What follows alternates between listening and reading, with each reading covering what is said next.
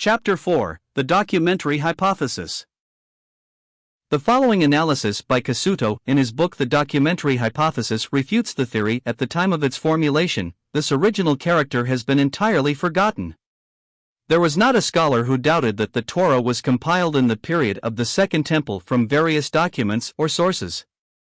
One was Jewish, using the name Yahweh, another Elohist, which according to the Tetragrammaton was revealed to Moses, a third priestly code emanating from priestly circles, and D, for Deuteronomist, compromising the main part of the book of Deuteronomy.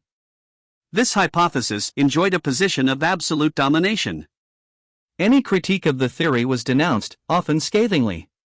The French physician Estruc in 1753 and the German scholar Erkorn in 1795 contributed to the development of this theory.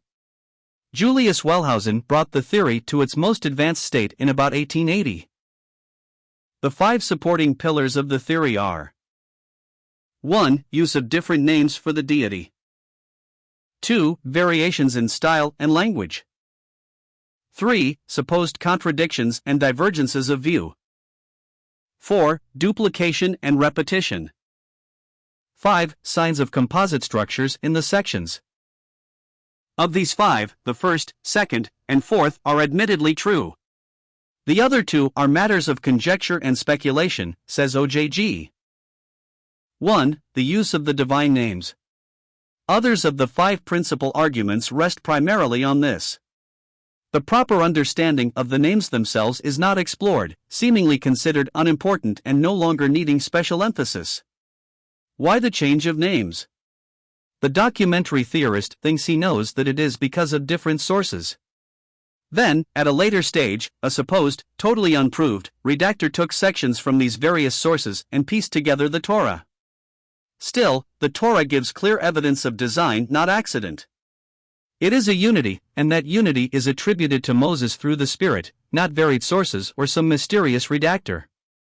A study of the word meanings, Yahweh, Elohim, Adonai, Lord, El Elyon, God Most High, Shaddai, Almighty, El Shaddai, God Almighty, was the starting point for Estruc, called the father of the documentary hypothesis. This start ought properly to be restored to the origins and significance of the names. The word Yahweh is the specific name for Israel's God, whereas Elohim is used of both Israel's God and heathen gods. It is never used in place of Yahweh, however. In Scripture only the Tetragrammaton, YHWH, is used as Israel's name for God. None of this can be firmly tied, or evidenced, into the speculative notion of 4 differing sources. 2. Variations in style and language. There are such things in the Torah, in its various sections. This is in respect to vocabulary, grammatical form, and diction. Why? To liberal critics, this constitutes one kind of proof of fragments being taken from various documents, whatever they be, or even existed.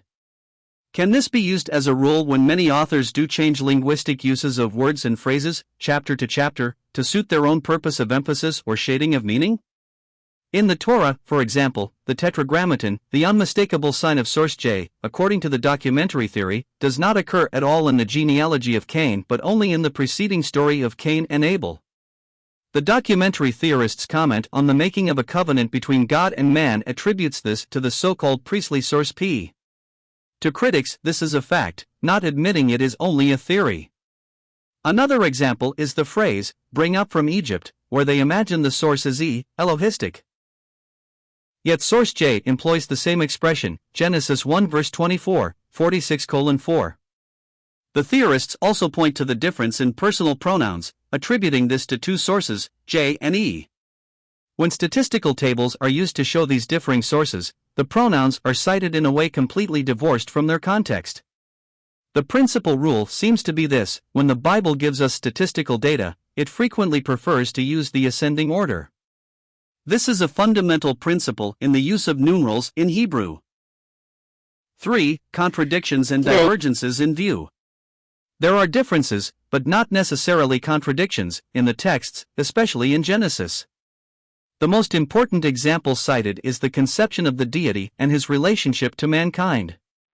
He is the God of Israel, the God of this world, and the creator of heaven and earth, Lord and judge over all humanity. The distance between God and man is portrayed in differing degrees. Man is separated from God by a great spiritual gulf that cannot be crossed in any purely human way. The picture of God is multifaceted, and he is seen in differing roles, much as any child would perceive a parent or any other author would treat a character. These are not contradictions. Do the moral standards differ? Jacob's decision to deceive his father, Genesis 27? Yes, it was a frank statement of his sin as an imperfect man, but with not the slightest indications that God approved his actions or of some differing moral viewpoint by God based on the source theory. Finally, there are differences in family and communal customs. For example, did the father or mother name a newborn son? The answer is that this depends upon whether it is connected with an explanation of the word meaning. In another instance, there are two records of the names of Esau's 3 wives, Genesis 26 verse 34, 28 verse 9, 36:2-3. This will be explained in the next section. 4. Duplications and repetitions. Many stories occur twice or even 3 times. Sometimes they are parallel, pertaining to one subject, with variation or amplification of details. An example of this is the creation of the world and then in connection with the Garden of Eden. This is no proof of differing sources being united in a later writing by a supposed redactor. It is not a matter of recapitulating a single event into conflicting forms. It is true that in the day when the Torah or Pentateuch was written, there were many traditional accounts concerning the beginning of life on earth through a creator. Many Oriental writers put down these traditions in their accounts. These folk tales do not prove that Moses, or other supposed sources, obtained his ideas from them. They undoubtedly came from the commonly perceived evidence of an intelligent designer who had a purpose. Moses, by divine revelation, simply stated the truth, which proceeded from God. The order of God's creation is the object of critical objections as though they proved a contradiction. The use of general terminology in presenting details should not be labored to prove conflict. 5. Composite structures in the sections. There are numerous parallels in the various sections of the Pentateuch. These are no proof of contradictions. It is pure speculation to imagine that some supposed redactor pieced a mysterious tapestry of statements taken from various sources to formulate what are a unified, agreed biblical document according to the canon standard. The documentary hypothesis of the Pentateuch. How was the Pentateuch formed? The Old Testament says it was given by God to Moses, Exodus chapters 20-23. God spoke all these words, Exodus 20 verse 1, see also Leviticus 19 verse 27, Deuteronomy 5 verses 6-22. It was written by the finger of God, Exodus 31 verse 8. It was God's word, Exodus 32 verse 16. By contrast, the modern liberal critics say the Mosaic Law grew out of the writings of other ancient codes, pious legends, and cultural antiquity. These were formulated, they speculate, during the Babylonian captivity. This is without the slightest historical or archaeological evidence, only literary analysis. By the end of the 12th century AD, more questions were raised against the biblical account. How could Moses write the story of his own death, Deuteronomy 34? Of course, he didn't. It was added to the Pentateuch upon his death, likely by Joshua, his successor. The latter's book logically follows Deuteronomy, and the 6 books are sometimes called the Hexateuch. The use of different names for God in the Pentateuch was noted, and a theory developed about 250 years ago that the names denoted different authors, at first 3, then 4, then multiple others by many speculations. These names were often codenamed JEPD for Jehovahist, Elohist, Priestly, and Deuteronomist. At the beginning of the 19th century, liberal Bible teachers suggested that the Pentateuch was the result of a long period of formation. The hypothesis, using the so-called higher criticism of literary analysis, with its assured results, was carried on mostly in Germany. Until 1880, the majority of Western biblical scholars supported the biblical view of a single, Mosaic authorship. It was a later development through the documentary hypothesis that largely overturned this view, especially in liberal theological circles. This was without any historical or archaeological evidence. Preliminary studies on behalf of the liberal approach were done by De Wet in 1807 and Roos in the mid-1800s. However, the best-known, classic formulation was presented by Julius Wellhausen in 1883. This became widely accepted as truth in the academic and church world, whether Protestant or Catholic, even Jewish. It should be noted that Wellhausen's book came at a time of a critical attitude toward the Bible, Christianity, and Judaism. It was greatly influenced by the writings of Hegel, and in 1879 by von Treitschke's writings in which he said, "The Jews are our misfortune," which was widely used by the Nazi government. It is understandable that Wellhausen should be thought of as an anti-Semite. He was just as clearly anti-Christian and anti-biblical. Jewish scholars such as Umberto Cassuto and Kaufmann completely rejected the documentary theory. German scholar Rendorf abandoned it. Childs of Yale University insists on the veracity of the present form of the Pentateuch, rather than as hypothetical sources as only proper object of exposition. Further analytical details and criticism are available in Joseph Blenkensop's article, The Documentary Hypothesis in Trouble in Winter 1985 Bible Review, sister publication of Biblical Archaeology Review. Most of the documentary contained above is based on this article. Kyle McCarter, renowned for his work in this field, wrote a detailed analysis in the April 1988 edition of Bible Review titled New Challenge to the Documentary Hypothesis. It essentially reviewed a work by Kawada, visiting lecturer in New Testament studies at UC Berkeley, and Quinn. They challenged the theory as having outlived its usefulness. They made the case for the Pentateuch as the work of a single author. This is a biblical view by non-believers. The entire work of opposing the theory is made difficult because so many generations of liberal academics have labored to demonstrate its disunity. The structural analysis of objections to the documentary theory are detailed in the work of Kawada and Quinn. Evidence from the Babylonian Talmud. There are a few clear references to Jesus in the Babylonian Talmud, a collection of Jewish rabbinical writings compiled between approximately AD 70 to 500. Given this time frame, it is naturally supposed that earlier references to Jesus are more likely to be historically reliable than later ones. In the case of the Talmud, the earliest period of compilation occurred between AD 70 to 200. The most significant reference to Jesus from this period states, "On the eve of the Passover, Yeshu was hanged. For 40 days before the execution took place, a herald cried, 'He is going forth to be stoned because he has practiced sorcery and enticed Israel to apostasy.'" Let's examine this passage. You may have noticed that it refers to someone named Yeshu. So why do we think this is Jesus? Actually, Yeshu, or Yeshua, is how Jesus' name is pronounced in Hebrew. But what does this passage mean by saying that Jesus was hanged? Doesn't the New Testament say he was crucified? Indeed it does. But the term hanged can function as a synonym for crucified. For instance, Galatians 3 verse 13 declares that Christ was hanged, and Luke 23 verse 39 applies this term to the criminals who were crucified with Jesus.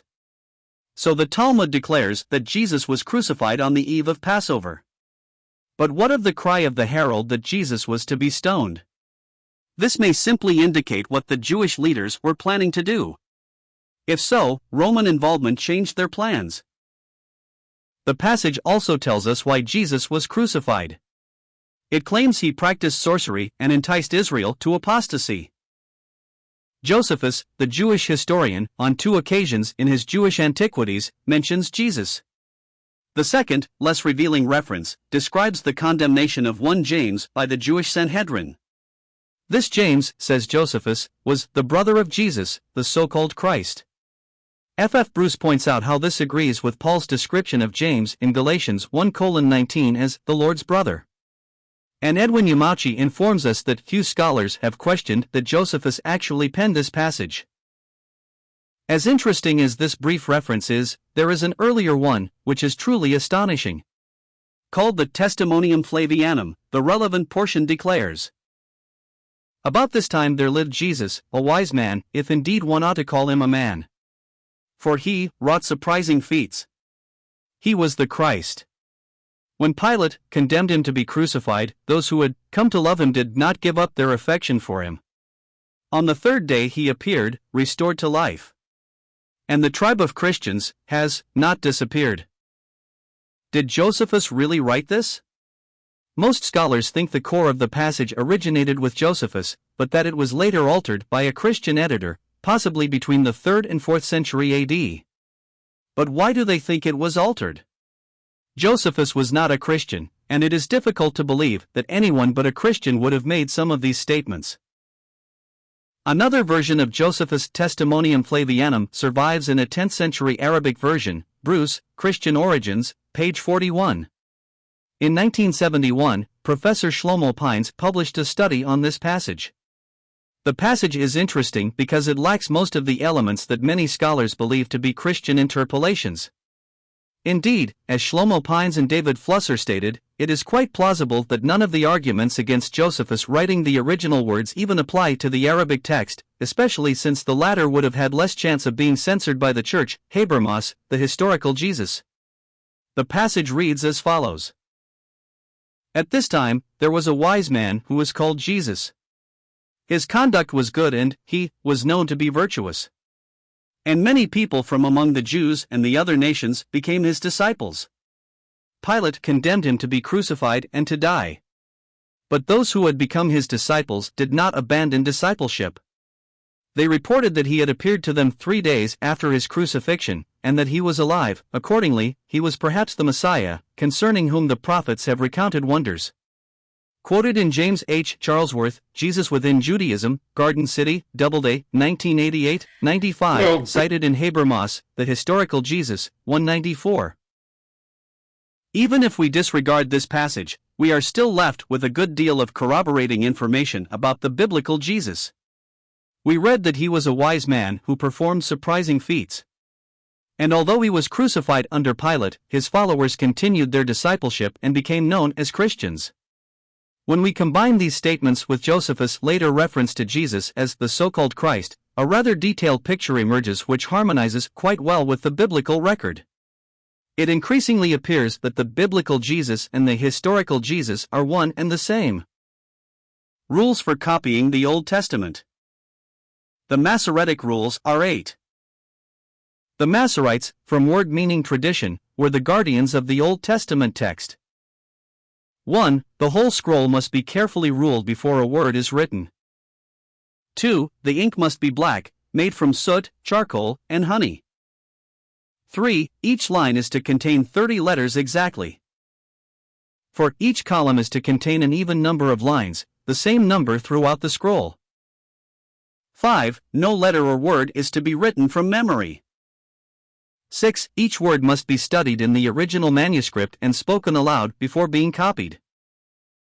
7. The document is to be carefully checked using word and letter counts. 8. The entire scroll is to be checked by a supervisor.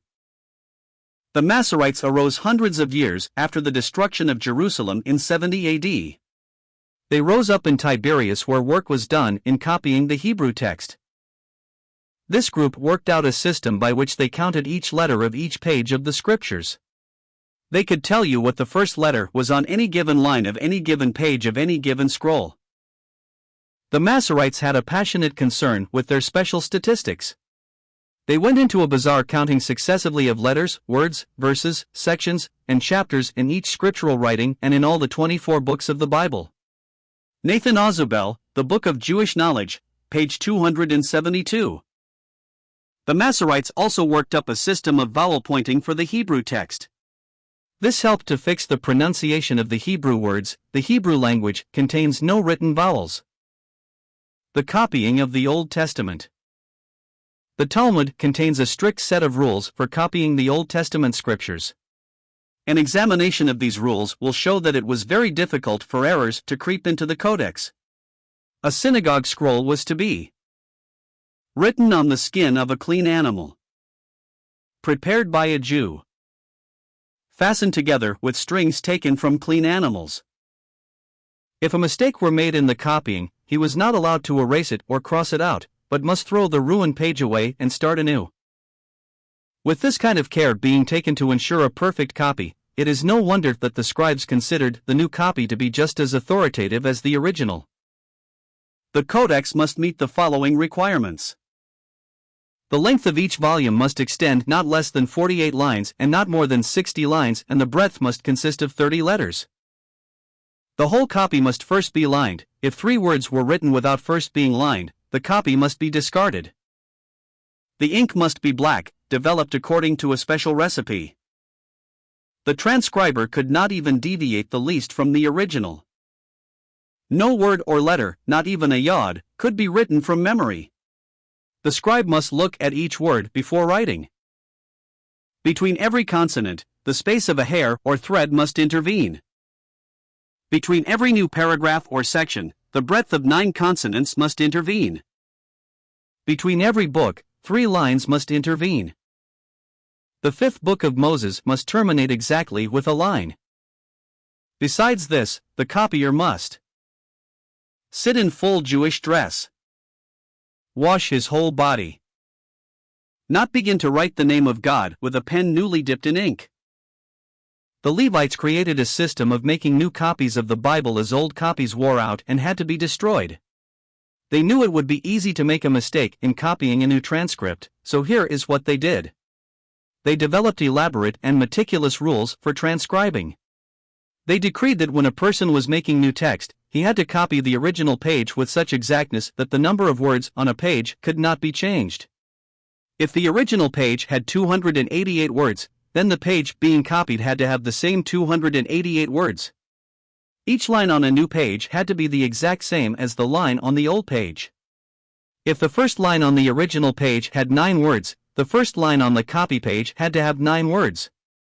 After a page was copied, the number of letters on that page was counted and compared with the original. After a page was copied, someone would check to see what the middle letter was on the copy and the original. A synagogue roll must be written on the skins of clean animals. The length of each column must not extend less than 48 or more than 80 lines. The breadth must consist of 30 letters. No word or letter, not even a yod, must be written from memory. Between every consonant, the space of a hair or thread must intervene. Between every book, 3 lines. Besides this, the copyist must sit in full Jewish dress and wash his whole body. Hebrew text of the Old Testament, Davidson. The scribes were not allowed to copy sentence for sentence or even word for word. They had to copy letter for letter. After a page was copied and checked by another, still a third person would check to see that the middle word was on the page.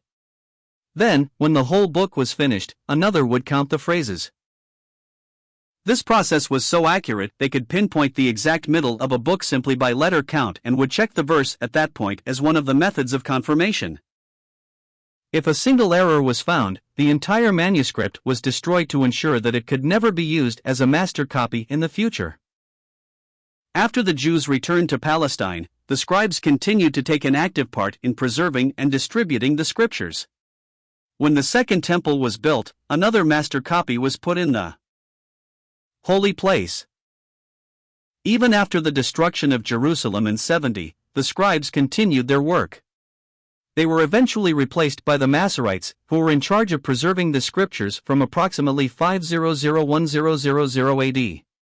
These new custodians of the scriptures have left us the Masoretic text. Has the Old Testament been accurately preserved for us today? Absolutely. Jack Finnegan, a noted Bible scholar, said, "It has been estimated that there are variations in hardly more than a 1,000th part of the text." This means the Old Testament is at least 99.9% true to the original. According to Jewish Talmuds and Targums, the scribes whose job it was to copy and preserve Old Testament books were called Masoretic. The Hebrew word means wall or fence. Their careful and meticulous copying of the Old Testament manuscript, which today is known as the Masoretic text, was a fence of protection in keeping the text absolutely accurate to the original. When I say absolutely accurate, I mean just that. They did not just copy the text like we do when we copy a verse from the Bible by reading the phrase and then copying the phrase. They were absolutely meticulous. How meticulous? They had counted and knew exactly how many letters, for example, were in the book of Genesis, 78,064. They knew more than that. They knew exactly how many letters of each letter of the alphabet were in the book of Genesis. They also knew how many letters there were from the beginning of the text and from the end of the text to the middle of the text. They also knew what the middle letter in the book of Genesis was to be. After copying a book of the Bible, if after counting from the ends to the middle the count was not accurate, or the letter in the middle was not correct, or there were more or less letters of any given letter of the alphabet than there should have been, that manuscript was discarded and burned because of its unreliability to the original text. As proof of this accuracy, consider the Masoretic and Yemenite translations of the Torah. Some time ago, the Yemenite Jews were separated from their brother Jews in the Middle East and Europe. Despite 1,000 years of copying their manuscripts in isolation, only 9 Hebrew letters in the entire Torah were found to differ from the accepted Hebrew Masoretic text. Not one of these 9 changes the meaning of a word. Concerning this accuracy, Robert Dick Wilson concludes, the proof that the copies of the original documents have been handed down with substantial correctness for more than 2,000 years cannot be denied. That the copies in existence 2,000 years ago had been in like manner handed down from the original is not merely possible, but, as we have shown, is rendered probable by the analogies of documents now existing of which we have both originals and copies, thousands of years apart, and of scores of papyri which show, when compared with our modern editions of the classics, that only minor changes of the text have taken place in more than 2,000 years, and especially by the scientific and demonstrable accuracy with which the proper spelling of the names of kings and of the numerous foreign terms embedded in the Hebrew text has been transmitted to us.